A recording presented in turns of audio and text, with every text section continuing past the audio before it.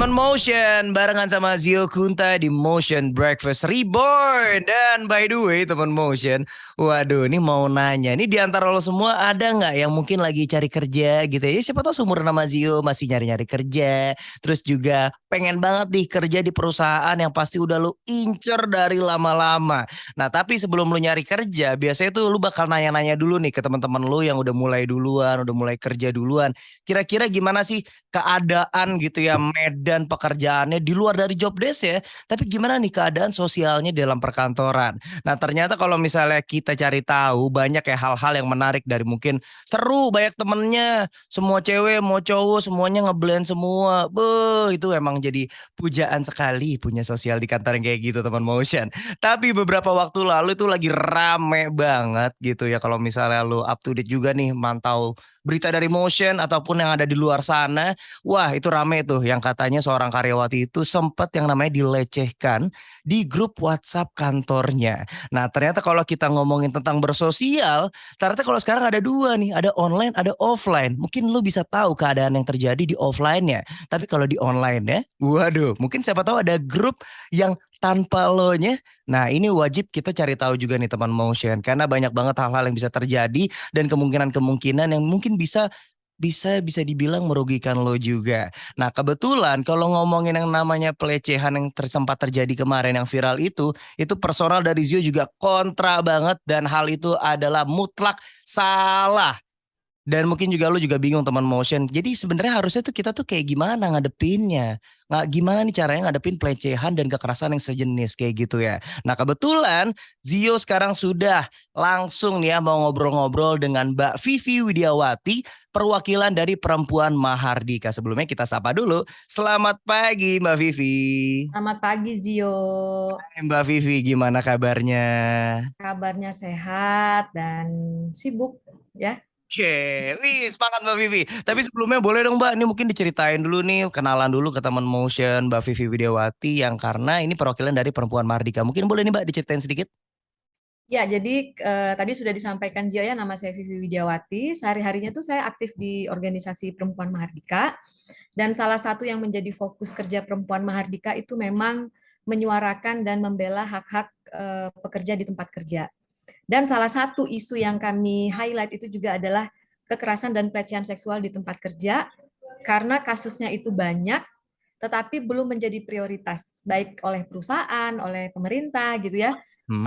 oleh serikat buruh, karena masih dilihat sebagai suatu yang individu gitu ya. Masih dilihat bahwa ini adalah persoalan si pekerjanya gitu. Hmm. Jadi sehari-harinya kami berusaha gitu ya untuk berkomunikasi dengan pemerintah, terus mengkampanyekan bahwa setiap orang itu harus bebas, setiap buruh ya, setiap pekerja itu dia harus bebas dari segala macam bentuk kekerasan apapun, Hmm. diskriminasi berbasis Setuju. apapun di tempat kerjanya gitu. Oke Mbak Vivi. Nah kan kemarin tuh sempat terjadi nih Mbak tuh viral tuh ya di salah satu Heeh. perusahaan di Jakarta. Nah tapi mungkin Zioni mau lebih nanya tuh lebih dalam lagi nih Mbak untuk konteks problemnya sendiri. Ya. Sebenarnya apa sih bentuk pelecehan dan kekerasan yang ada di dunia kerja? Mungkin bisa diinformasikan ke teman Motion?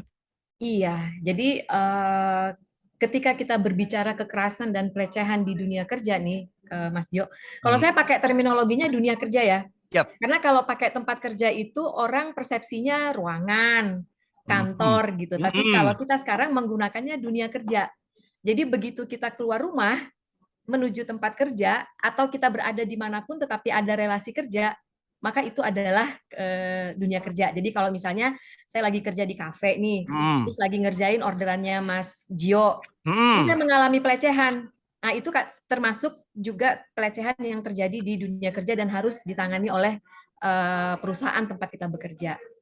Jadi Mhm. luas ya kalau kita bicara pelecehan seksual di tempat kerja. Jadi mulai dari dan apa sih bentuk-bentuknya gitu ya. Yap. Kalau dari pengalaman kami bentuknya beragam dan banyak gitu. Jadi tidak hanya satu spesifik saja. Misalnya begini Mas Gio, Mhm. mulai dari kita masuk kerja. Jadi waktu ngelamar nih, waktu melamar pekerjaan, ketika kita interview itu juga sudah kita masuk dalam relasi kerja kan. Tapi di situ peluang untuk mengalami pelecehan juga bisa terjadi gitu. Mhm. orang bisa mengalami pelecehan pada saat interview pekerjaan. Modelnya apa? Macam-macam nih, Mas Jo. Dari Yap. pengalaman kami, misalnya nih, ketika diwawancara gitu, harusnya wawancara kerja gitu ya, tentang kemampuan, tentang kapasitas, tapi si pewawancara kemudian menanyakan hal-hal personal. Oke. Misalnya sudah menikah atau belum, terus kemudian penampilannya, gitu ya, Hmm. itu juga ditanyakan berat badan, tinggi badan. Nah itu kan kalau dalam konteks kategori itu sudah masuk dalam kategori pelecehan gitu ya atau Hmm. kekerasan karena itu semua nggak ada hubungannya dengan kualifikasi kita gitu Setuju, ya. setuju. Apa hubungannya sih menikah atau tidak dengan kualifikasi yang dibutuhkan untuk pekerjaan tersebut? Itu yang pertama. Yang kedua juga ada modus-modus misalnya mengajak kencan gitu ya. Kan ketika interview kita juga sudah ada relasi kuasa ya Mas Jo Yap. antara yang menginterview kita dengan kita Hmm. gitu. Karena kita membutuhkan pekerjaan. Jadi si interview ini si pewawancara ini dia sudah merasa punya kuasa nih. Kuasa ada di tangan saya nih. Jadi dia juga bisa menggunakan itu untuk kemudian mencoba kan modusnya mengajak kencan atau mungkin Hmm. ada sesuatu lah apa namanya clue yang dia minta Yang gitu. mengarah Kalau nih kalau gitu kalau ya. kamu pengen diterima nih gitu ya. Gitu. Jadi Hmm. tuh kalau kita apa namanya itu baru masuk ya interview. Terus Hmm. kemudian kita lolos nih. Lolos terus kita bekerja. Nah, itu segudang lagi problem-problem pelecehan seksual bentuk-bentuknya gitu ya.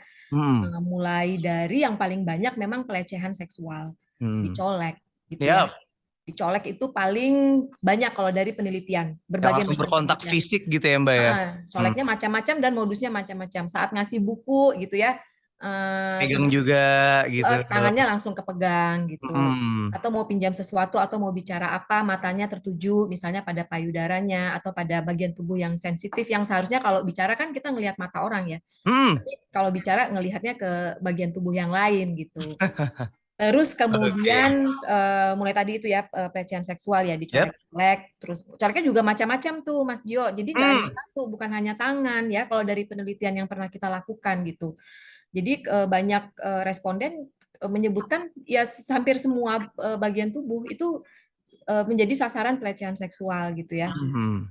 Terus kemudian tadi kekerasan apa verbal gitu ya dengan kata-kata gitu ya. Itu juga sering dilakukan. Kamu kalau nggak apa gitu ya, Hmm. saya tidak akan melanjutkan loh kontrak kamu misalnya gitu ya. Waduh, Kalau ini kan menjurus sekarang gitu tuh Mbak dunia ya. kerja itu kan sistem kontrak ya Mas Gio ya. Heeh. Kita dikontrak setahun, 6 bulan gitu kan. Hmm. Jadi ada relasi juga tuh.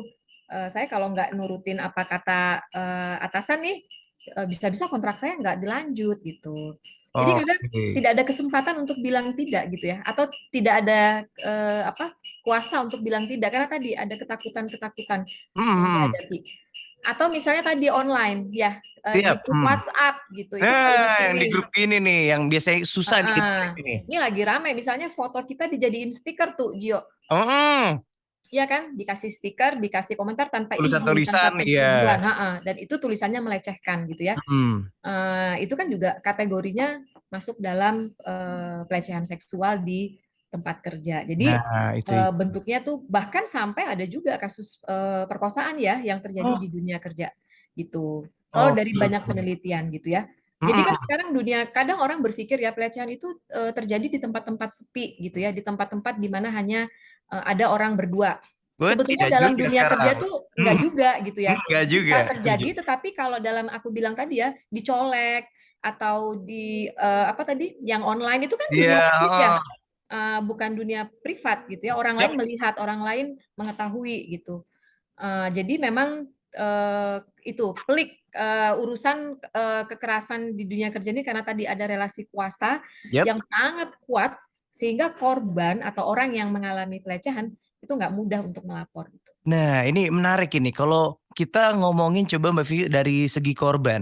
Mungkin di Mhm. luar sana banyak banget di perusahaan manapun mungkin ada beberapa orang yang mengalami pelecehan. kekerasan di dalam dunia kerja. Hmm, Dan Zio juga percaya bahwa pelecehan ini bisa terjadi ke siapa aja, mau ke betul, laki-laki, mau ke perempuan, ke betul. siapapun itu bisa Ya, terjadi. Nah, tetapi biasanya orang yang terkena gitu ya pelecehan kekerasan itu biasanya banyak yang bungkam nih Mbak Vivi. iya, Dikarenakan biasanya kalau sepahaman Zio tuh biasanya dilakukan sama si tadi tuh Mbak kasta kerjaannya yang sampai akhirnya dia bikin kayak, duh pengen lapor tapi takut, mau ngelapor tapi aduh ntar kerjaan gue gimana nih. Nah iya kira-kira betul. ini kalau misalnya terjadi nih Mbak Vivi, meskipun ya Allah jangan sampai gitu, tapi meskipun misalnya terjadi, ini biasanya apa yang harus kita lakukan? Iya, betul. Realitanya seperti yang disampaikan Gio tadi ya, Hmm. tidak mudah bagi seorang pekerja melaporkan. Bahkan ketika pelakunya bukan atasan, Gio, rekan Hmm. kerja aja Eh, itu nggak berani, takut iya. nanti pertama nggak dipercaya. Yang Hmm. kedua, si rekan kerja ini bisa membuat situasi yang membuat dia terekskluded kan. Dia cerita Hmm. bohong, dia ini, terus lingkungan kerjanya lebih percaya dengan pelaku misalnya gitu ya. Yap. Nah, jadi memang ini ada apa cross cutting pelaku nih. Hmm. Nah, gimana kalau itu terjadi? Ini nggak mudah, tapi coba aku karena setiap orang pasti punya pengalaman yang berbeda gitu ya Hmm. dalam apa namanya menangani atau menghadapi persoalan pelecehan seksual di dunia kerja. Yang pertama kalau kita punya keberanian kita bisa langsung bilang Hmm. kepada yang melakukan. Misalnya nih kalau sama rekan kerja gitu ya, dia colek, kita kan bisa bilang, kamu tadi colek aku itu membuat aku nggak enak gitu. Bisa disampaikan langsung. Tapi itu hanya sedikit orang yang bisa melakukan, apalagi kalau atasan ya. Yap. Tetok dari belakang pas mau marah ngelihat, yang Ternyata ngelakuin supervisor Bapak. langsung senyum deh gitu. Padahal pengen marah tapi senyum karena tadi itu ya ada relasi kuasa gitu. Hmm. Nah kalau tidak bisa menyampaikan langsung kepada yang melakukan atau pelakunya, kalau di tempat kerja ada serikat, Hmm. itu kita bisa menyampaikan kepada serikat buruh yang ada di situ gitu ya, Yap. kepada serikat buruhnya. Nah Kak, bagaimana kalau tidak ada serikat buruhnya gitu? Tapi nggak berani juga gitu. Nah yang paling mungkin dilakukan itu adalah mencatat dulu kejadiannya. Oke, secara detail. Heeh. Jadi kita catat dulu, karena memang menjadi korban itu nggak mudah. Tidak serta-merta kita bisa langsung melakukan perlawanan, atau Setuju. begitu kita dilecehkan kita langsung datang ke serikat. Enggak, kita butuh waktu untuk mencerna. Yap. Mana ya tadi, betul nggak sih itu pelecehan gitu ya? Apalagi kalau yang mengalami perempuan Hmm. atau orang yang strukturnya lebih apa di bawah gitu ya, dia Hmm. nggak punya kuasa. Kan bisa juga perempuan kepada perempuan gitu ya. Yap. Perempuan yang satu punya kuasa, perempuan yang satu enggak gitu. Biasanya yang korban akan memikirkan dulu, butuh waktu untuk memproses. Baru dia kemudian punya keberanian untuk belum melapor nih, mungkin baru menceritakan ke temannya. Hmm. Tadi tuh gue mengalami ini. Tapi itu tadi langkah kedua adalah mencatat. Catat aja apa yang kita ingat. Terus Oke. kemudian catatan tersebut kita simpan. Agar nanti ke depan kalau kita ingin mengadukan, Hmm. kita sudah punya kronologi awal ya Data sebagai untuk bukti. menjelaskan itu secara kalau ini Menjelaskan emang terjadi. kejadiannya seperti apa. Mungkin kalau ada bukti kita bisa simpen dulu gitu ya. Yap. Terus yang ketiga adalah tadi kalau memang sudah sangat mengganggu gitu ya, mengganggu sampai mengganggu pekerjaan karena biasanya pelecehan kan nggak terjadi sekali ya Gio di tempat kerja. Hmm. Satu Setuju. orang bisa melakukan kepada banyak orang, terus satu korban bisa mengalami berkali-kali dari beberapa orang, Yap. begitu. Heeh. Itu yang tidak mudah memang bagi korban yang di dunia kerja. Hmm. Sehingga ketika itu dirasa sudah mengganggu pekerjaan, kita kehilangan konsentrasi, kita menghindar gitu ya, Iya harusnya jalan ke terbebani. sana, tapi gua ngelihat si pelakunya ada di situ, gua muter tuh. Wah, bagaimana caranya biar nggak, itu kan sudah mengganggu ya. Benar setuju. Bahkan banyak korban memilih resign gitu. Hmm. Karena nggak sanggup menghadapi situasi kekerasan, apalagi kalau perusahaannya nggak punya perlindungan. Dia Hmm. nggak tahu nih harus harus kemana gitu. Nah, kalau dirasa sudah mengganggu, beranikan diri untuk kemudian mencari pertolongan gitu ya. Oke. Mencari pertolongan, misalnya klik banyak kan sekarang ada LBH, ada pengadaan Hmm. layanan, Yap. atau mungkin ada teman yang punya kenalan gitu ya, sampaikan dan minta minta pertolongan Nah itu untuk dia. Soalnya kemudian juga didampingi. kita juga Kalau sebagai punya kalau punya keberanian ngadu ke HRD sih bagus ya.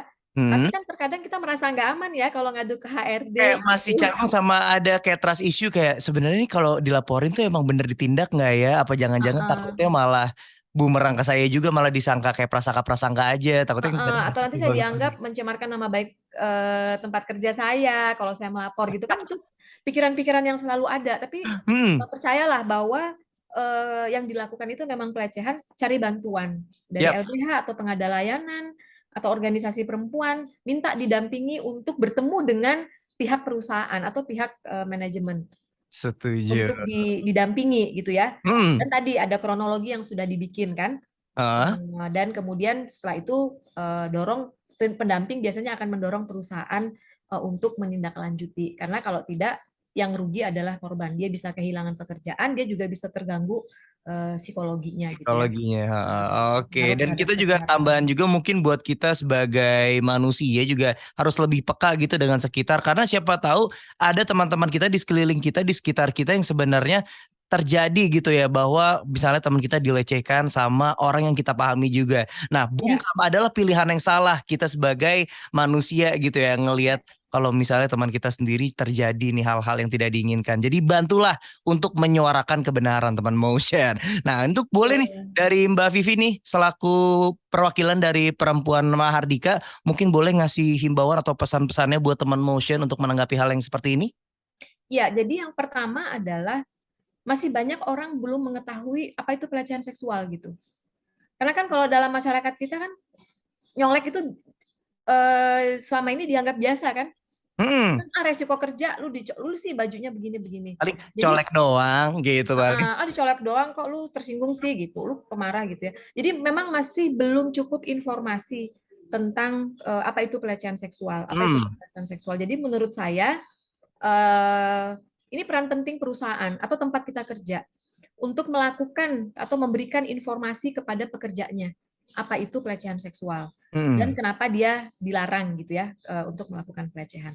Karena terkait itu yang pertama. Terus yang kedua adalah perusahaan juga perlu memberikan rasa aman kepada pekerjanya gitu ya. Karena Hmm. tadi jangan sampai pekerja ketika mengalami kekerasan dia takut karena merasa nggak aman. Jadi perusahaan selain memberikan informasi, dia juga punya satu mekanisme yang dia bangun di dalam perusahaannya.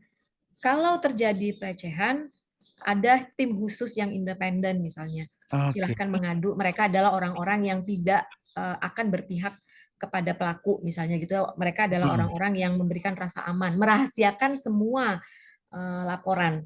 Jadi dorongan pertama saya sih sebenarnya kepada tempat kerja, kepada perusahaan tempat kita bekerja. Mereka harusnya menjadi yang pertama kali memberikan rasa aman kepada korban dengan memiliki mekanisme Oke. penanganan kekerasan seksual di tempat kerja. Modul-modulnya udah banyak, bisa berkonsultasi lah. Wah. Maksudnya sudah banyak bisa berkonsultasi kepada LSM perempuan gitu ya, lembaga bantuan hukum bagaimana sih membuat satu mekanisme di tempat kerja. Gitu. Terus yang Oke. ketiga itu adalah kalau kita melihat kejadian, kita tahu ya, kita kadang juga kalau apalagi di grup WhatsApp tuh kan sering Hmm.